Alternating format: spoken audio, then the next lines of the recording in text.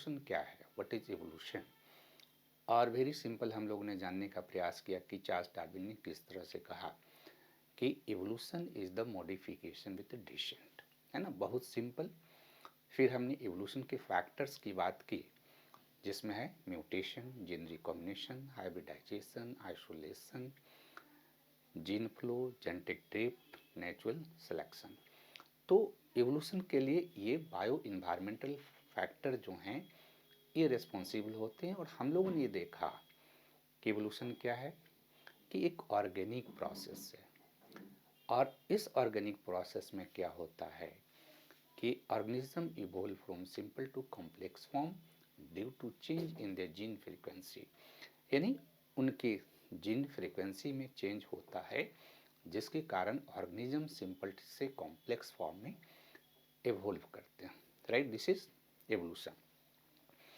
Human evolution biocultural factor पढ़ने से पहले कि हमें क्या करना है, we need to understand about differences between organic evolution, है ना, ऑर्गेनिक इवोल्यूशन और ह्यूमन इवोल्यूशन, है ना। क्या ये दोनों प्रोसेस सेम हैं या दोनों में डिफरेंसेस है ना। एकदम बेसिक से हमें समझना है। और जब हम बेसिक से चीज़ों को समझते हैं तो हमें किसी प्रकार की कोई दिक्कत नहीं होती है। हमने कहा कि evolution is an organic process in which organism evolve from simple to complex form due to change in the gene frequency. ये सारे ही ऑर्गेनिज्म जो है उस ऑर्गेनिज्म के एवोल्यूशन को डिफाइन करता है। तो ऑर्गेनिज्म में क्या है कि जब ऑर्गेनिक एवोल्यूशन हो रहा है तो इस ऑर्गेनिक एवोल्यूशन के लिए हमने क्या बात किया, हमने बात किया कि change in gene frequency of organism. तो ऑर्गेनिज्म के जीन फ्रीक्वेंसी में चेंज होने का मतलब है कि या तो पर्टिकुलर जीन में चेंज होगा या डीएनए के स्ट्रक्चर में चेंज होगा।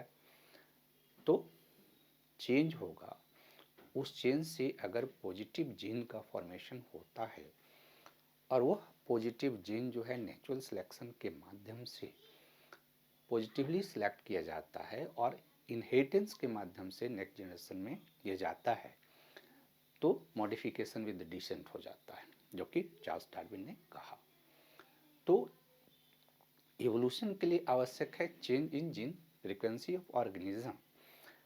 अब ऑर्गेनिज्म के जो जीन फ्रीक्वेंसी है उसमें चेंज करने वाला जो फैक्टर है उसमें हम लोग म्यूटेशन को पढ़ते हैं। राइट, हम उसमें जीन रिकॉम्बिनेशन को पढ़ते हैं। राइट, हम उसमें हाइब्रिडाइजेशन को पढ़ते हैं,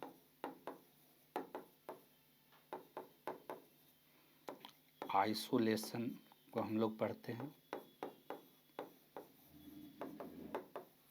और हम लोग जीन फ्लो को पढ़ते हैं और फिर हम लोग जेनेटिक ड्रिफ्ट को पढ़ते हैं और फिर नेचुरल सिलेक्शन को पढ़ते हैं, है ना। यानी ट्राई टू अंडरस्टैंड अबाउट कि these are the 7 important factors which are responsible for organic evolution और change in gene frequency of organism। तो ये बहुत ही important factor है। अब यहाँ ध्यान में रखना है कि when we are talking about other animal, है ना, या other organism,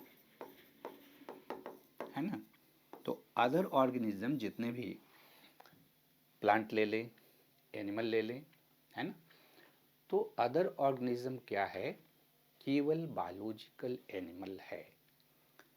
तो अदर ऑर्गेनिज्म में ये फैक्टर उनके जीन फ्रीक्वेंसी में चेंज करता है जिससे उनमें न्यू जीन का फॉर्मेशन होता है और अगर वह न्यू जीन पॉजिटिव है, फेवरेबल है, और अगर that new gene is positively selected by natural selection, और नेचुरल सिलेक्शन के माध्यम से सिलेक्ट होने का मतलब क्या है कि वह जीन जो है इनहेरिटेंस करेगा नेक्स्ट जनरेशन में, और नेक्स्ट जनरेशन में उसका इनहेरिटेंस होगा, तो नेक्स्ट जनरेशन में मॉडिफिकेशन विद डिसेंट होगा, चेंज इन जीन फ्रीक्वेंसी होगा, जिससे एक तरह से क्या होगा कि आपका ऑर्गेनिक इवोल्यूशन होगा। तो क्या ये प्रोसेस सेम ह्यूमन में काम करता है? तो for the understanding of human evolution, one thing we have to remember कि ह्यूमन जो है, जब आप ह्यूमन की बात करते हैं तो human is a biological animal. Man क्या है? बायोलॉजिकल एनिमल है। और दूसरा है कि मैन जो है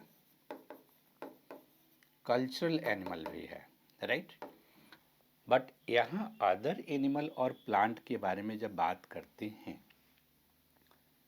सो they are only organic animal और प्लांट, यानी they are only biological agent, biological organism. और मैन में क्या है, एक विशेषता क्या आ गया कि we are cultural animal also. So when we talk about we are a cultural animal, यानी हम एक कल्चरल एनिमल हैं, तो यहीं से डिफरेंसेस क्रिएट हो जाता है, राइट। और डिफरेंसेस क्रिएट हो जाता है तो this factor are responsible for human evolution. But culture का मतलब है क्रिएशन। मैन में ये एबिलिटी है, हम में ये एबिलिटी है कि हम इस नेचर में, नेचर के रिसोर्सेज के माध्यम से कुछ क्रिएट कर सकते हैं। We are able, right. तो हम कुछ क्रिएट कर सकते हैं। तो इस क्रिएशन की जो क्षमता है, इससे हम इस प्रोसेस में, जो इस प्रोसेस का सेंट्रल प्रोसेस क्या है, that is a natural selection, तो हम उसको इन्फ्लुएंस करते हैं। और इसके कारण जो है ह्यूमन इवोल्यूशन बायोकल्चरल फैक्टर बनता है।